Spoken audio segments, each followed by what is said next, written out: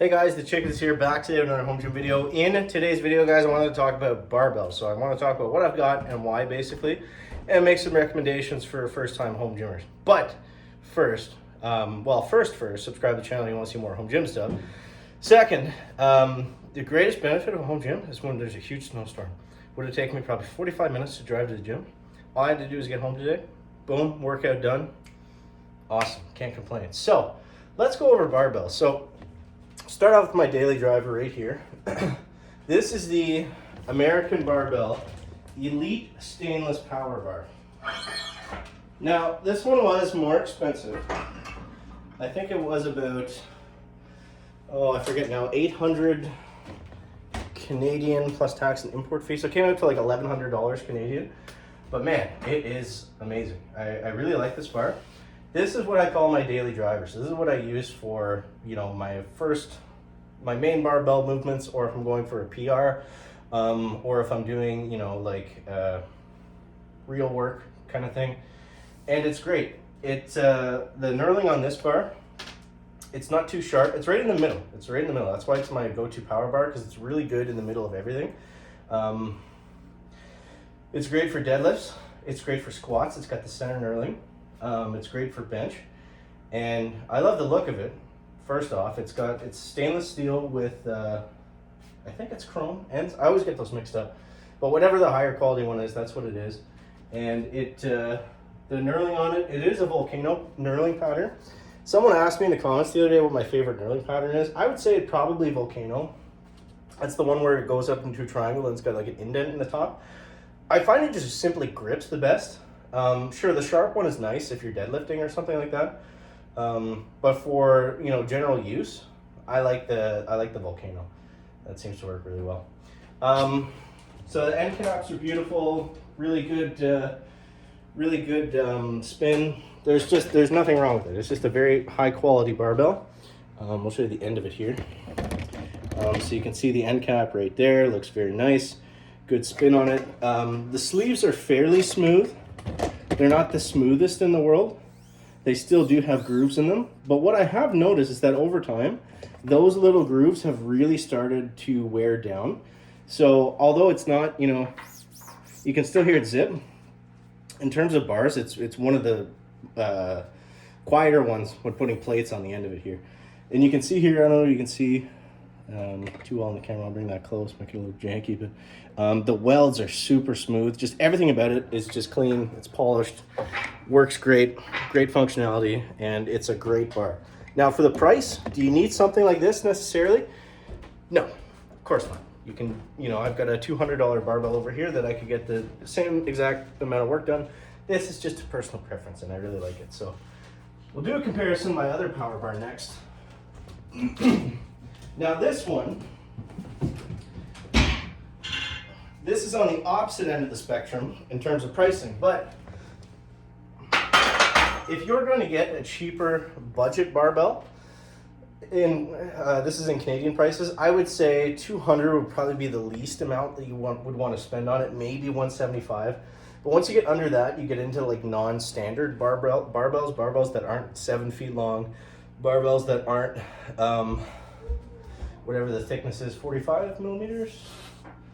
No, something like that. Different thicknesses, and not 40, it's 45 pounds. And not a 45-pound bar, which is, standard. That's what you want. Because it's gonna be weird lifting, if you go super cheap and it's like a 6.5 foot bar, or it's not as thick, it's just gonna feel weird and you're not gonna perform as well, probably. But this bar is fine. This one has mountain knurl.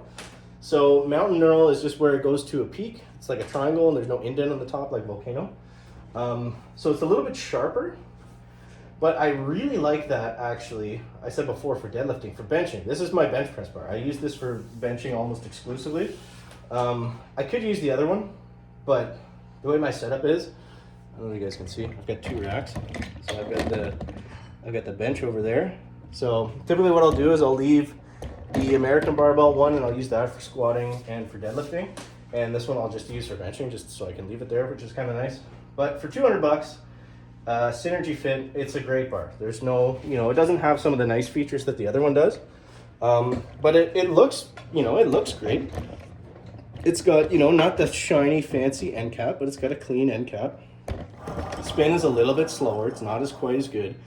The grooves are thicker, noisier, chew up your plates a little bit. This one does show dirt a little bit more, but does that prevent you from working out and getting a good lift in? No, absolutely not. So it just doesn't have some of the nice things that the other bar does. So throw that one aside. Next is another barbell from Synergy Fit. And for specialty bars, I feel like specialty bars, unless you have like a real dedicated reason to having one, you don't really need to go on the super expensive side unless you really want to. I find the cheaper bars work great. So this is a Synergy Fit safety squat bar. This is the first or second version. I think they have a version 3 out now. Apparently the version 3 is not as good, so take that with a grain of salt. But I love this bar. This thing was $250. It's got clean knurling on the handles. It's not like, I guess technically it's Volcano, but it's smoother. It's not like a normal knurling. You can see the welding on it. It's a little bit sloppy. Again, it's got the thicker grooves on the end, but it is super comfortable and it just works. The pad never shifts around on me, the important stuff. The pad doesn't shift around on me, feels comfortable. I like the position I can get my back on it, and it works great for squats and good mornings, which is all I need it for. Something like this is nice, especially if you have shoulder issues. It's a great way to take some stress off of the front of your shoulders, where it would be if you know, when you're squatting with a barbell and you're pinned back a little bit more. So it's a nice thing just to have, nice tool just to mix into the training. Keeps you a little bit more fresh, and it's nice, honestly, just to switch it up so you're not just always doing, you know, barbell squats. And what I will say in terms of performance, that my back, after using this exclusively for like, I'll use it in blocks, so I'll use it for like, I don't know, 3, 4, 5, 6 weeks at a time. When I go back to the straight bar after that, I can tell a huge difference. I just feel like so much tighter. It's really nice. Next up, another one from Synergy Fit. Synergy Fit is a great company in Canada that's like, does really good budget stuff. So this is an easy curl bar. I think this was $100. This is like their higher end one. They have a few different options, but I like the look of it. It looks cool, and it's nice just to have an easy curl bar because, again, good to get away from you know, barbell curls. I got this before I got the dumbbells, so less of a need for it now, but it is still nice, especially if you're working out with someone and they want to, you know, warm up doing some curls and triceps, and, you know, you can use dumbbells or whatever. For what it costs, $100, it's not a huge investment, so it's a nice thing to have. I like picking up little stuff like that over time, and it just makes training more fun and more enjoyable. But yeah, I think that's it in terms of barbells. So just the 4 for right now. But I think what I would recommend is do your research on your power bar, on like your daily driver kind of setup, and make sure that you can use it for, you know, your 3 main lifts, your squat, your bench, your deadlift, that stuff.